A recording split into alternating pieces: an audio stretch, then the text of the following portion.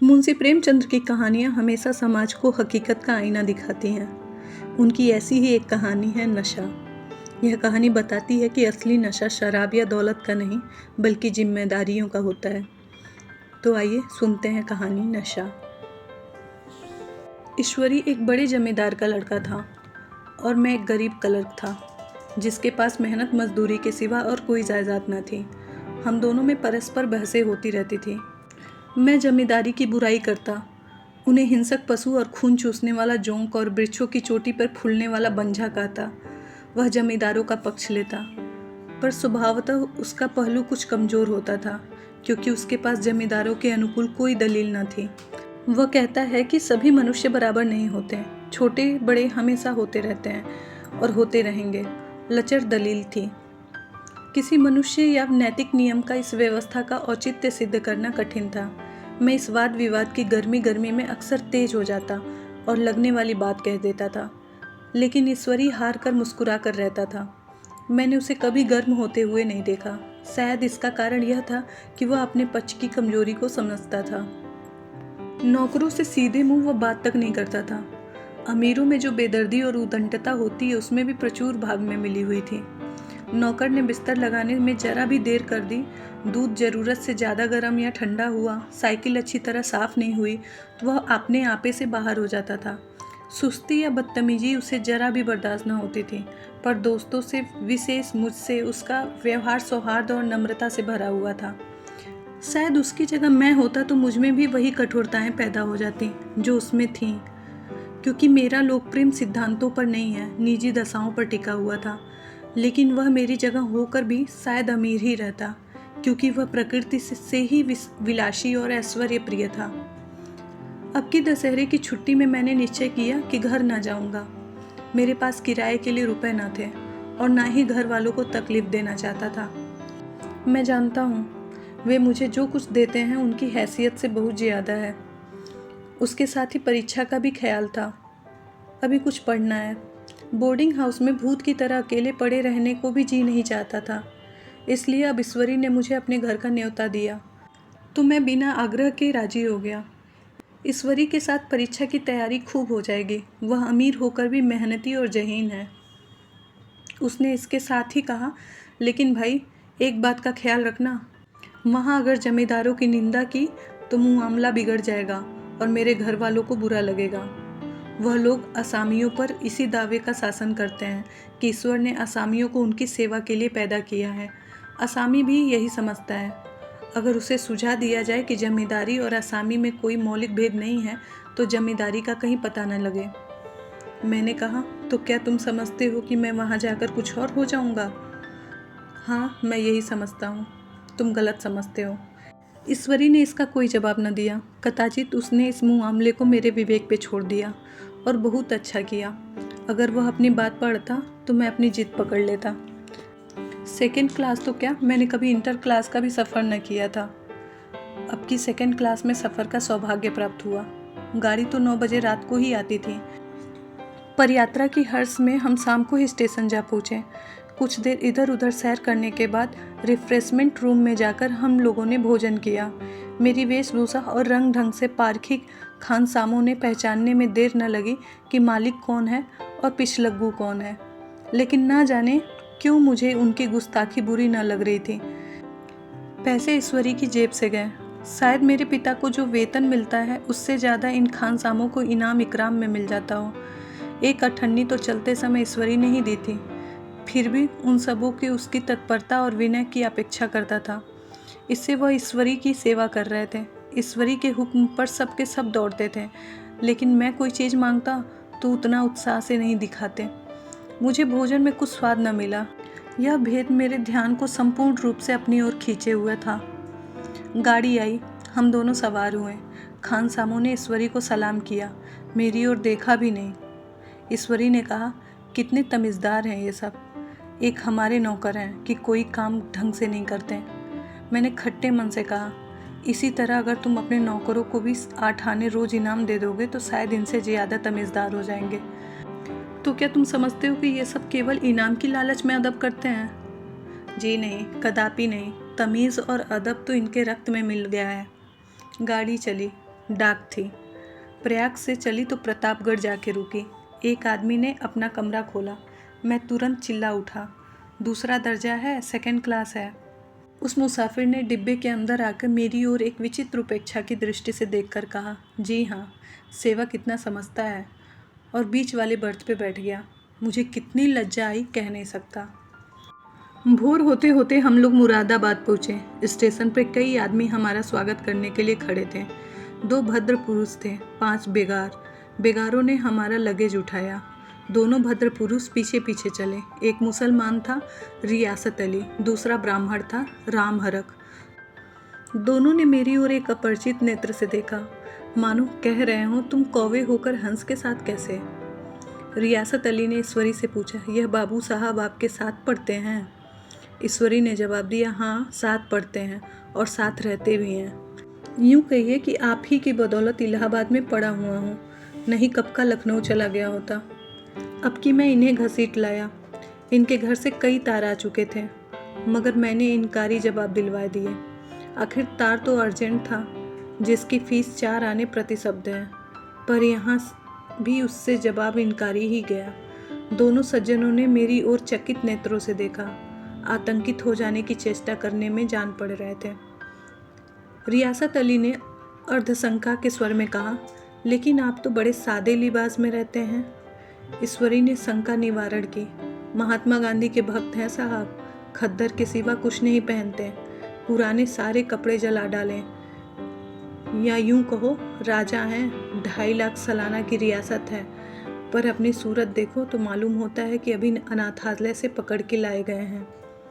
राम हलक बोले, अमीरों का ऐसा स्वभाव बहुत कम देखने में आता है, कोई भाप नहीं सकता। रियासत अली ने समर्थन किया, आपने महाराजा चांगली को देखा होता तो दांतों तले उंगली दबाते। एक गाढ़े की मिर्जई और समरौथे जूते पहने बाजारों में घूमा करते थे।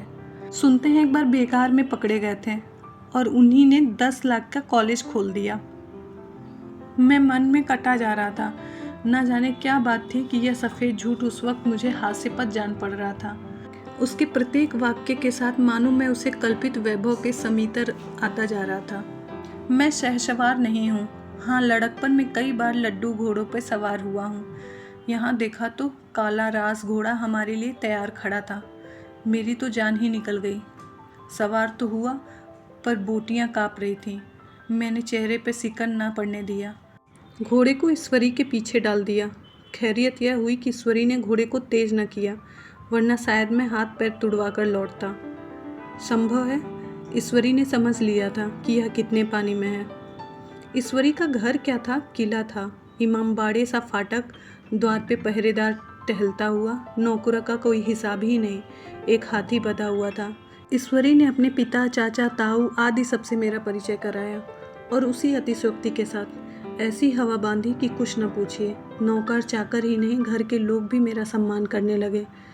देहात के जमींदार लाखों का मुनाफा, मगर पुलिस कांस्टेबल को अफसर समझने वाले कई महाशय तो मुझे हुजूर हुजूर कहने लगे।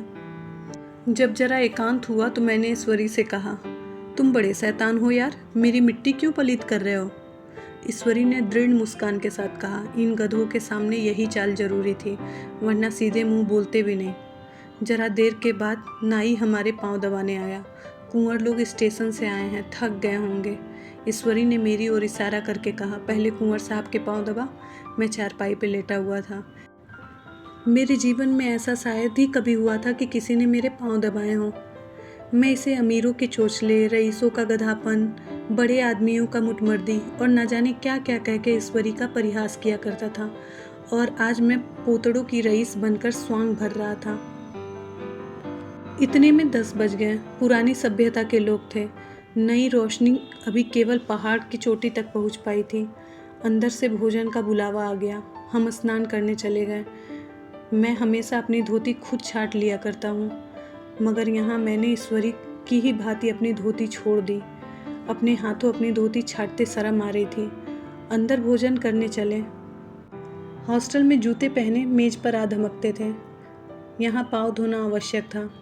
कहार पानी लिए खड़ा था। ईश्वरी ने पाँव बढ़ा दिए। कहार ने उसके पाँव धोए। मैंने भी पाँव बढ़ा दिया। कहार ने मेरे भी पाँव धोए।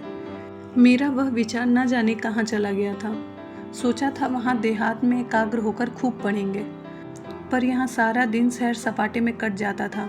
कहीं नदी के बजरे का सैर कर रहे हैं, कहीं मछलियाँ या चिड़ियों का शिकार खेल रहे हैं, कहीं पहलवानों की कुश्ती देख रहे हैं, कहीं शतरंज पर जमे हैं। ईश्वरी खूब अंडे मंगवाता और कमरे में स्टोव पर आमलेट बनते। नौकरों का यह जत्था हमेशा घेरे रहता। अपने हाथ पांव हिलाने की ज़रूरत ही नहीं, केवल जबान हिला देना काफ़ी था। नहाने बैठो तो आदमी नहलाने को हाजिर, लेटो तो आदमी पंखा झलने को खड़ा।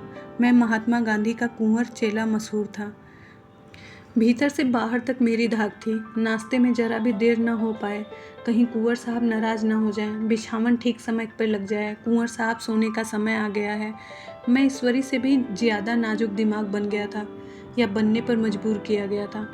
ईश्वरी अपने हाथ से बिस्तर बिछा ले, लेकिन कुंवर मेहमान अपने हाथों से कैसे बिछावन बिछा सकते हैं?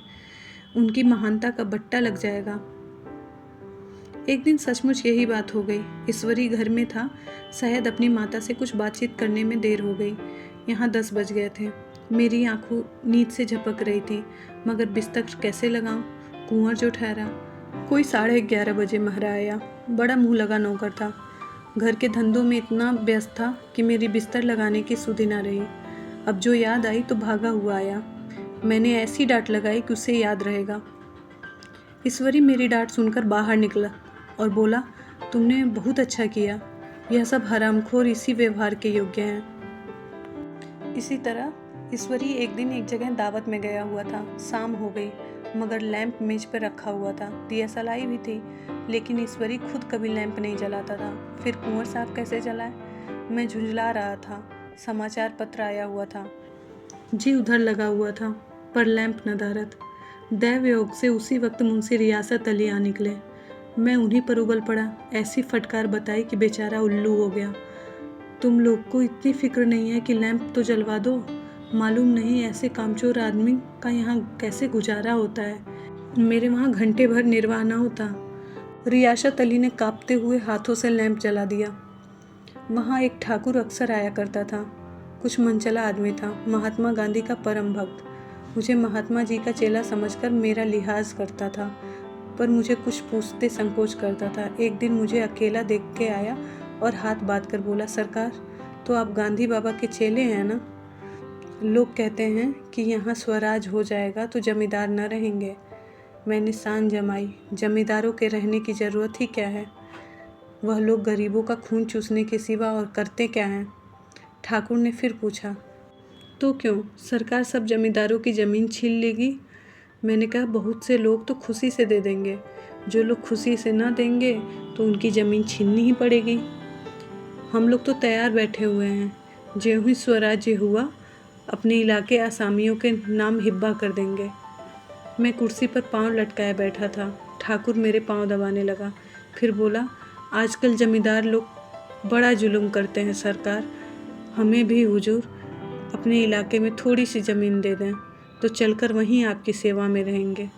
मैंने कहा, अभी तो मेरा कोई इख्तियार नहीं है भाई, लेकिन ज्यों ही इख्तियार मिला मैं सबसे पहले तुम्हें बुलाऊंगा। तुम्हें मोटर ड्राइवरी सिखाकर अपना ड्राइवर बना लूँगा। सुना उस दिन ठाकुर ने खूब भंग पी और अपनी स्त्री को खूब पीटा और गांव के महाजन से लड़ने पर तैयार हो गया था। छुट्टी इस तरह तमाम हुई और फिर हम प्रयाग चले।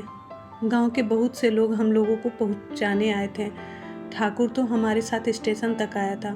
मैंने भी अपना पार्ट खूब सफाई से खेला और अपनी कुबेरों चितविनय और देवत्व की मुहर हर एक हृदय पर लगा दी। जी तो चाहता था हर एक नौकर को अच्छा इनाम दूं, लेकिन वह सामर्थ्य कहाँ थी। वापसी टिकट था ही, केवल गाड़ी में बैठना था, पर गाड़ी आई तो ठठास भरी हुई। दुर्गा पूजा की छुट्टियां भोकर सभी लोग लौट रहे थे। सेकंड क्लास में तिल रखने की भी जगह नहीं थी। इंटर क्लास की हालत उससे भी बदतर। यह आखिरी गाड़ी थी, किसी तरह रुक न सकते थे। बड़ी मुश्किल से तीसरे दर्जे में जगह मिली। हमारे ऐश्वर्य ने कहा अपना रंग जमा लिया, मगर मुझे उसमें बैठना बुरा लग रहा था। आए थे आराम से लेटे लेटे, जा रहे थे सिकुड़े हुए। पहलू बदलने की जगह न थी। कई आदमी पढ़े लिखे भी थे। वे आपस में अंग्रेजी राज्य की तारीफ करते जा रहे थे। एक महाशय बोले, ऐसा अन्याय तो किसी राज्य में नहीं देखा। छोटे बड़े सब बराबर। राजा भी किसी पर अन्याय करे तो अदालत उसकी गर्दन दबा देती है। दूसरे सज्जन ने सामर्थ्य किया, अरे साहब, आप खुद बादशाह पर दावा कर सकते हैं, अदालत में बादशाह पर डिग्री हो जाएगी। एक आदमी जिसकी पीठ पर बड़ा गट्ठर बंधा हुआ था कलकत्ते जा रहा था। कहीं गठरी रखने की जगह न मिल रही थी, पीठ पर बांधे हुए था। इससे बेचैन होकर बार बार द्वार पर खड़ा हो जाता। मैं द्वार के पास ही बैठा हुआ था। इसका बार बार आकर मेरे मुंह को अपनी गठरी से रगड़ना मुझे बहुत बुरा लग रहा था। एक तो हवा यूं ही कम थी, दूसरे में उस गंवार का आकर मेरे मुंह पर खड़ा हो जाना मानो मेरा गला दबाना था। मैं कुछ देर तक जब्त किए बैठा रहा। एकाएक मुझे क्रोध आ गया। मैंने उसे पकड़कर पीछे ठेल दिया और 2 तमाचे जोर से लगाए। उसने आंखें निकालकर कहा, क्यों मारते हो बाबूजी? हमने भी किराया दिया है। मैंने उठकर 2-3 तमाचे और जड़ दिए। गाड़ी में तूफान आ गया। चारों ओर से मुझ पर बौछारें पड़ने लगी। अगर इतने नाजुक मिजाज हो तो अव्वल दर्जे में जाके क्यों नहीं बैठ जाते? कोई बड़ा आदमी होगा तो अपने घर का होगा। मुझे इस तरह मारते तो दिखा देता। क्या कसूर था बेचारे का? गाड़ी में सांस लेने की जगह नहीं है, खिड़की पर जरा सांस लेने खड़ा हो गया तो उस पर इनको इतना क्रोध आ गया। अमीर होकर क्या आदमी अपनी इंसानियत बिल्कुल खो देता है? यह भी अंग्रेजी राज है जिसका आप बखान कर रहे थे। एक ग्रामीण बोला, दफ्तरन माँ घुसन तो पावत नहीं, उस पर इतना मिजाज। ईश्वरी ने अंग्रेजी में कहा, what an idiot you are Bir. Bir, तुम कितने मूर्ख हो। और मेरा नशा अब कुछ कुछ उतरता हुआ मालूम हो रहा था। कहानी यही समाप्त होती है। प्रेमचंद्र की कहानी नशा हमें यही सिखाती है कि आदतों का असली नशा वही होता है जो जीवन को संवार दे, ना कि बर्बाद करे। अगर आपको यह कहानी पसंद आई हो तो हमारे चैनल को सब्सक्राइब कीजिए और अपनी राय हमें कमेंट में ज़रूर बताइए। अगली कहानी में फिर मिलते हैं। धन्यवाद।